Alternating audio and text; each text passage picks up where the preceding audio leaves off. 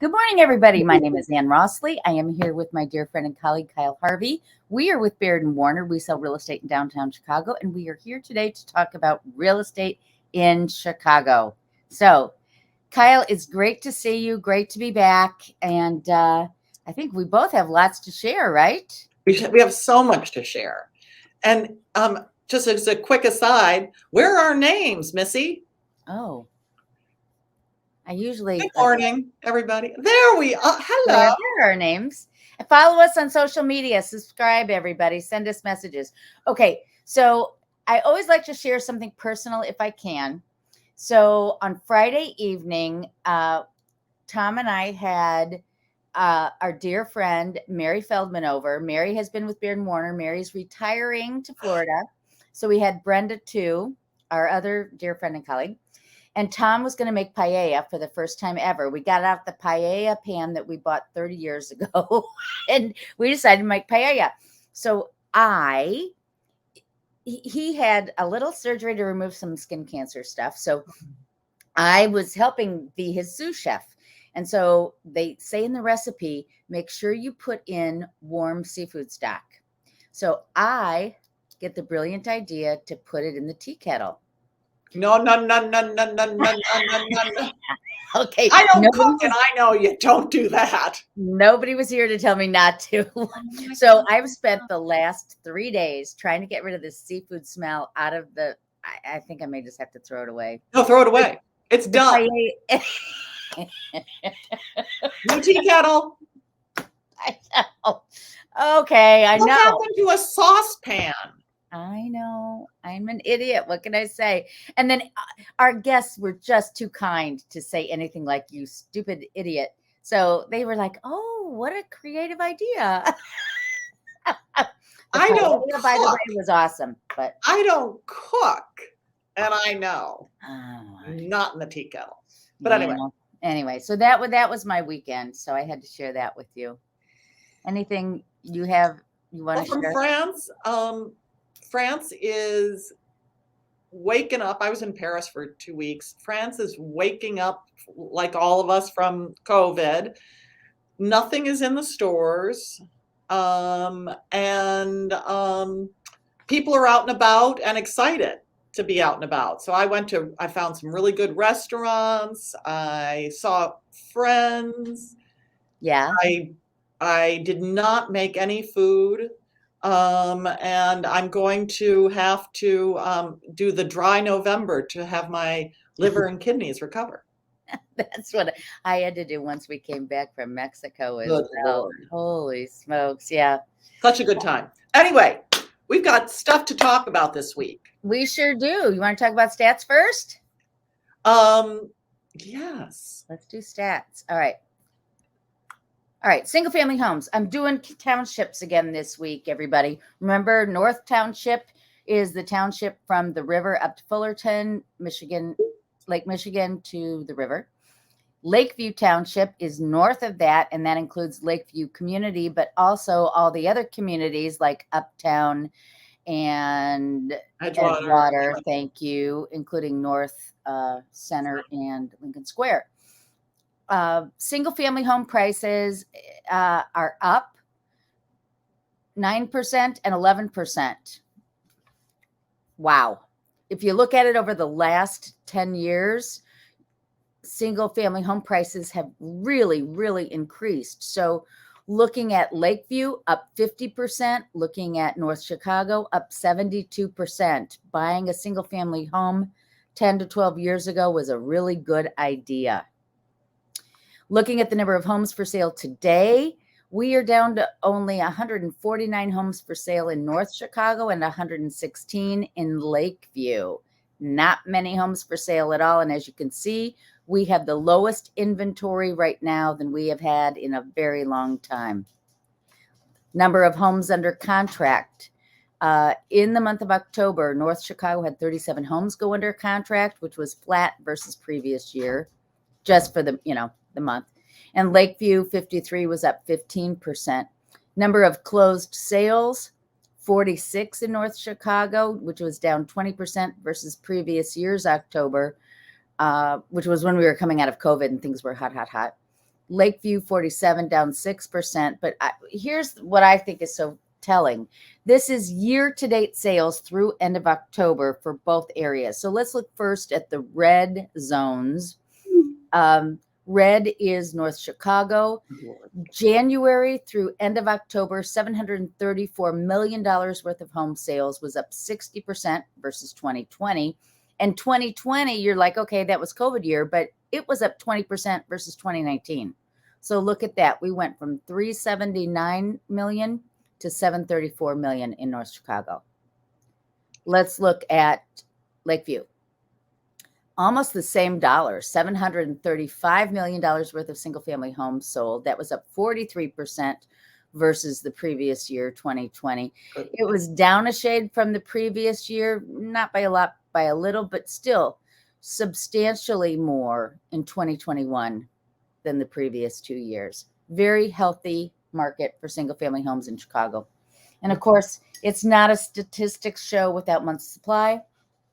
I can't even look at that number. It's so true. There's so little on the market. Less than 3 months of availability. Very, very little. And this is going to play into what we're going to talk about very soon, which is selling your home during the holidays. All right, let's talk condos. All right. Median price for a single family home North Chicago is $389,000. That's down 2.5% versus October 2020. Lakeview, $340,000 is flat. Again, if you bought 10, 11 years ago, you did very well in condos. North Chicago, median sales price is up 34% over 10 years. And in Lakeview, up 42% over the last 10 years. So investing in real estate in Chicago has been a very good idea. All right, homes for sale. These are condos for sale as of the 1st of November. North Chicago, 1,979, down 34%. Lakeview, 1,115, down 29% versus, this is just a month over month, October of 2020. Under contract, 393 in North Chicago, up 31% versus previous year.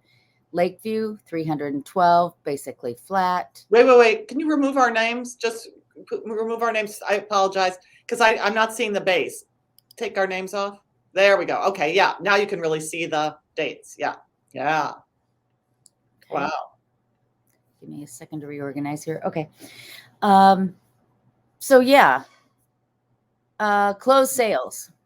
The number of closed sales was, North Chicago was up 4%. I mean, it's basically flat year over year, but look what happened in the interim. See, here's last year, right? No, is this last year at the same time? No, this is January 2021. It's over here. It's way up. What are you looking at? Closed sales in North Chicago. Here's up us at 400 versus the end of last year. It was at just over 300, right? It would have been right here. Well, see where my arrow is here. You think there versus that was way October. Up here. That was October. So what happened was we were October 2020 where my arrow is. And then we basically went down to December. So it went. Right. Then we went way up. During this year, we had an outstanding year, and now we're kind of coming back down. And but we're still so much higher than we were last year at this time. It seems like it, but yeah, no, it looks like it. Whoa. But look at my statistics: up 4%, down 1%. Yeah, I guess. Yeah. Mm-hmm. Okay, let's look at sales. So, year-to-date sales, condos, North Chicago, $2.5 billion worth of sales, up 52%. Versus 1.6 billion in 2020, which was down 18% because, everybody wanted to get out of condos during COVID. So it was down a little bit, but still 2.5 billion versus 2 billion in 2019. If you look at Lakeview Township, 1.8 billion in condo sales. And a lot of that, don't worry about Lakeview versus North Chicago. North Chicago includes all of the near north area, which is condo. We have more single family housing stock in Lakeview Township. So it makes sense that we'd only have 1.8 billion in condo sales. But look at this, up 46% versus 2020, which was up, these are rounded numbers, but it was up 4% versus 2019. Yeah. So again, condo market, very strong. And then final slide, month supply of homes for sale. Again, North Chicago 4.3, but remember, we were up here right after COVID in the 10 months worth of inventory. So this was a very quick recovery. I think so too. Yeah. Yeah. So we're in very good shape. We're back to a seller's market in North Chicago. Yeah. And Lakeview, again, low inventory, under 3 months. So that's that. Really interesting. So I still postulate that we're down in sales because there's just no inventory. Absolutely. People are desperate to see both. I'm a member of the Top Agent Network, as you are probably. Yep. That we've got constantly, every day I get buyer alerts. We've got somebody who wants X, Y, Z. Show us anything that's off the market. And I would love to, but there's nothing right now. Right. So two quick stories for you. Story number one, my son is looking to buy. We lost out on a condo house this week, like lots of offers. We can't find anything for him. And then once something came up that was a good buy, like that, just sold a unit at the St. Regis to a corporate transferee. Coming out of COVID, people are starting to move again, and they bought new it was a beautiful place, but the point was there wasn't all that much for them to choose from. So that leads into our next segment, which is, should you sell during the holidays, and how do you sell during the holidays? Well, I mean, let's talk about this. So I've got a bunch of listings coming up, and we're waiting till January probably for at least one of them. And the reason for that is people don't want to deal with it over the holidays. You and I are happy to work over the holidays, right. But it's hard to keep things clean when you've got, there's a lot going on the holidays. So that's why. So things will be, I think we will persist in having low inventory until January. And here's the thing though, buyers want to buy. The real buyers who are out there. And the best time to be a seller is during low inventory, because then yours is the stuff people who need to move can move into. Exactly right. So, I really believe that sellers, if they want to sell, there's a real opportunity in the holidays. And so today, I went looking, as I do, I woke up really early. I'm jet lagged, people. I woke up really early. And so I went online to look at what's new and what's available, because what I wanted to do was see things that have come on the market in advance of the holidays with an eye to being in the holidays. And there was nothing.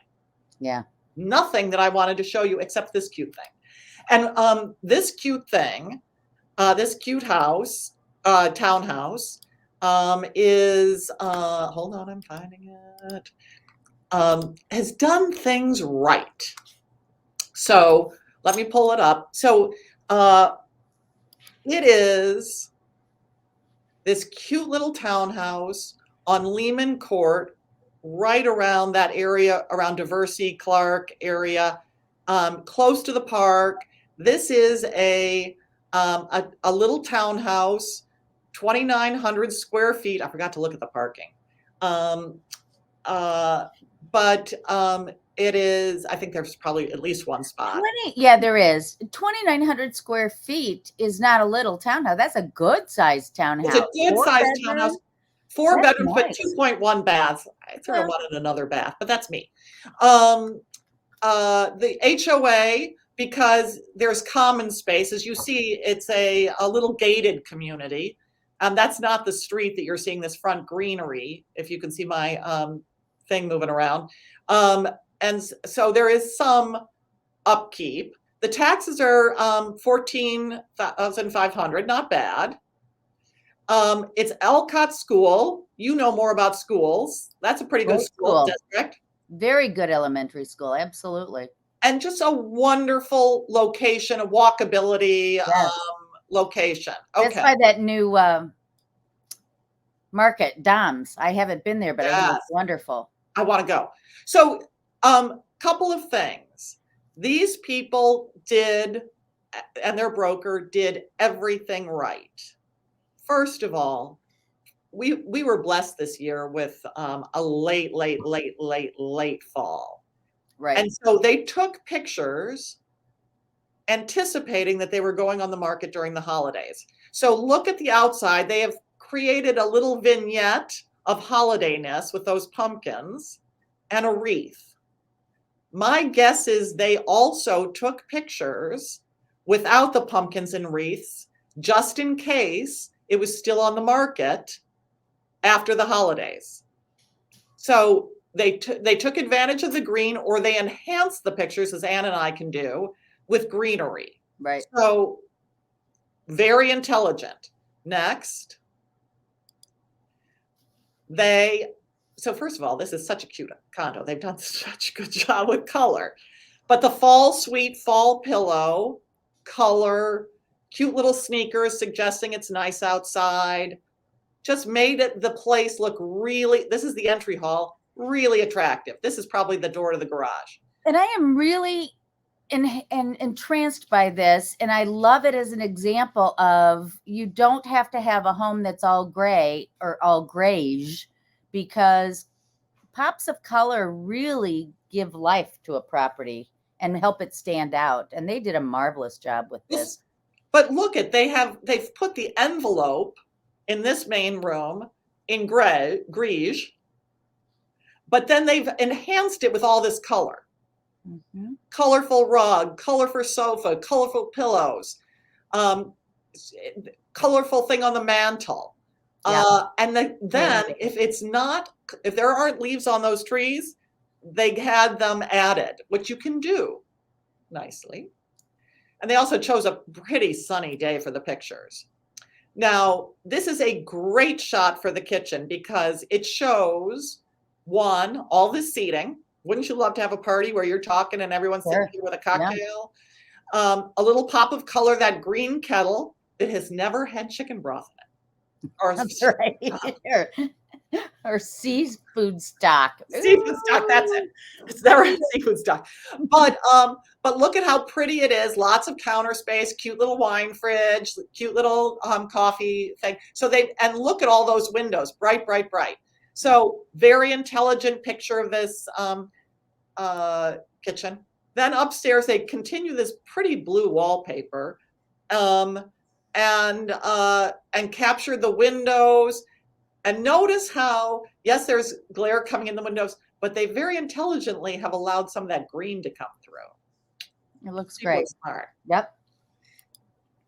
Again, this is the main bedroom, and you'll see that they're showing you that you step out onto your private little balcony, green outside, bright sunshine, really pretty, lots of color. Okay, I just love it. This is the second bath. I didn't show the main bath. This is the second bath, but look at that sunny little bathroom, people. Oh. And look at that laundry room, people. If you've got an opportunity to make your laundry room cute, make your laundry room cute. That's going to sell it. Another cute bath. Sorry, people. It's just, Then outside, darling. I love the fact that they embraced the season, and it's up to the listing agent to keep it current. This is not going to stay on the market, but no, it's going to be gone. It's going to be gone. But if it were to stay on the market, you're exactly right. It's the agent's responsibility. But, it is worth going to buy a couple pumpkins and some mums, people. Look how adorable that looks. And then pull them out. Yeah. I mean, it was just really well done. Beautifully done. That's all I got. I love it. Okay. So I have another story for you. Oh, wait, I'm going to show you. I have all these stories. First, I'm going to share with you a listing that I haven't brought to us before. And this is, here we go. 1120 North Lakeshore Drive. 1120 North Lakeshore Drive is a co-op. We have just listed this. It was totally renovated, and it's a sensational property. You know the building very well, Kyle, so you know just how lovely this woodwork is when you walk into the lobby. So she's totally renovated this. We've got the north and east views. Beautiful. This unit's on the 5th floor. You can see the lake out the front windows here. In this building, some of the units have had the windows totally replaced, and this is one of them. So it's very quiet. Silent. This is the front overlooking Lakeshore Drive. You were smart too. You took pictures while there were still leaves on those trees. Absolutely. Absolutely. Look at this beautiful dining room, the moldings. Now, the kitchen is a galley kitchen, but I want to show you what she did to really give it some pizzazz. It's a white kitchen, but she used walnut here. This is all quartzite and up. Not inexpensive, but beautifully done. She's got one of those steam ovens. I think I talked to you about that before. Wait, go back. Yes.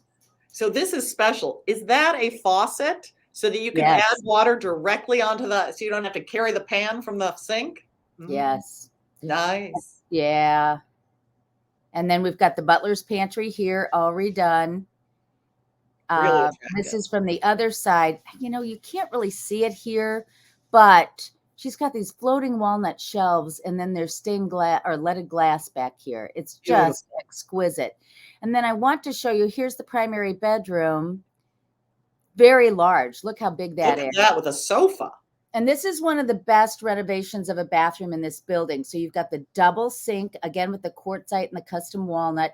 This is a walk-in shower with the commode in the back. And it's just pristine and lovely. Second bedroom. Look at those floors. Look at those floors. Oh, yeah. Beautiful. Here's the second bath, totally renovated. Perfect. And then the building has a little fitness room. It's got an area in the back where you can sit. Here's the floor plan. So it's like 2,000 square feet of just gorgeous luxuriness. Well, can I just say, I don't think that, so mostly vintage buildings have tiny little exercise rooms. I've been in that exercise room. Yeah. It's great. It's big. It's loaded with all the good stuff. Yeah. It's great. Yeah. So it's not a little thing. It's nice. The only drawback for that building is it doesn't have parking, but there's such good parking close by. Right. And you can stop, you know, there's a doorman, so you can unload your groceries and go park. It's really nice. Absolutely. Okay. Now I have something else to share with you. Okay. So this is the Pullman District. And so I have to tell you, Tom and I went there yesterday with his cousin. Tom has a really interesting cousin. This guy went to Harvard, very cerebral, interesting guy. When he was young, he was a winner on the $20,000 pyramid. Remember that show? I do. Yes. Tony Randall fed him the clues and he won $20,000. How about that? So Wayne, his goal is to hit every national monument for the U.S., every national park. And so he came to Chicago this weekend to hit the Pullman, which was made a national, well, it's been a historic district since 1969, but it just became a national park, national monument. So we went there. I have never been to Pullman before.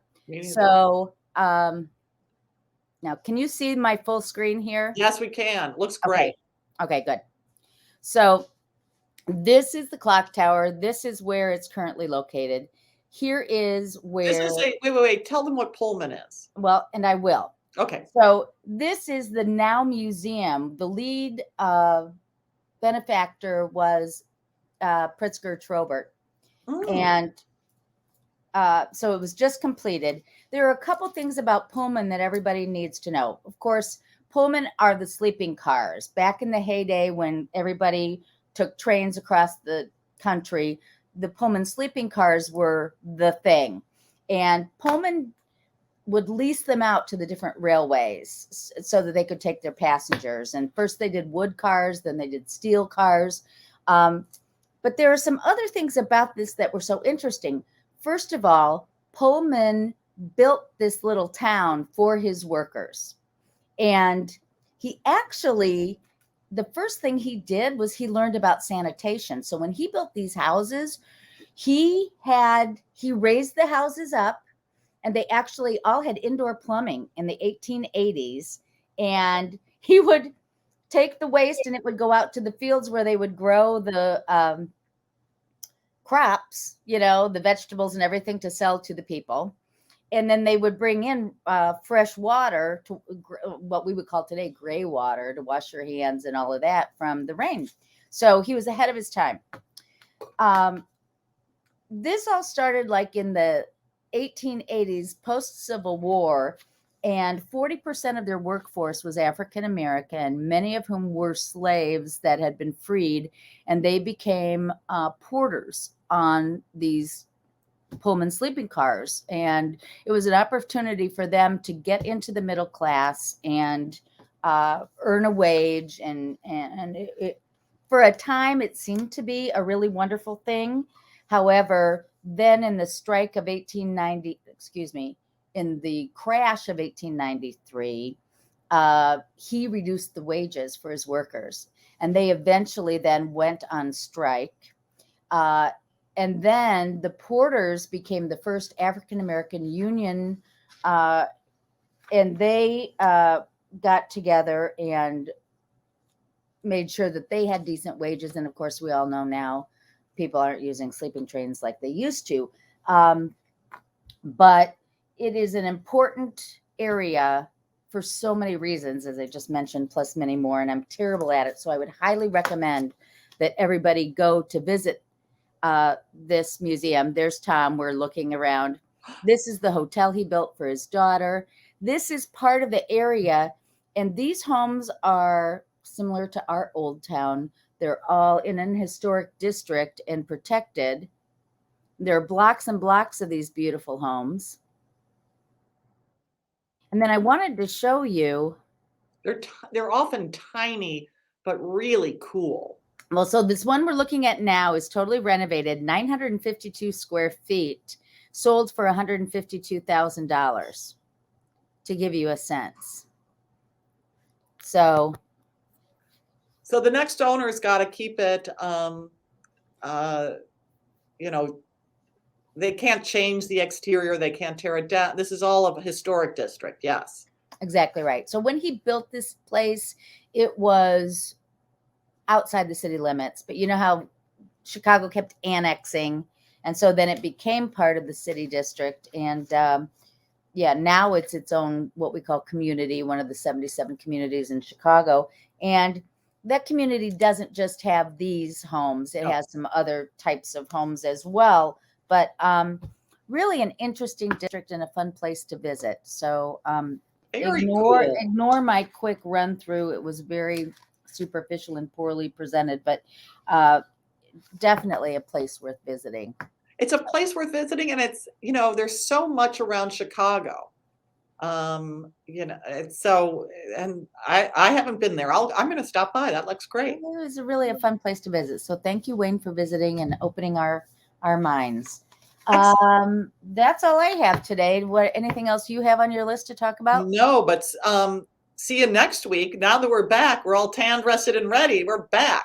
I don't know about tanned, I know. but we're rested and ready. It rained a lot in Paris. So it's great to see you. Great to see you. Everybody, if you have questions for us, please bring them to our attention. If you're thinking about selling, we don't have enough inventory, please call us. Let's plan to get you on the market. And if you're thinking about buying, let's talk strategy. So again, this is Kyle Harvey and Rossley. Thanks for watching this week. We'll see you next week. Bye.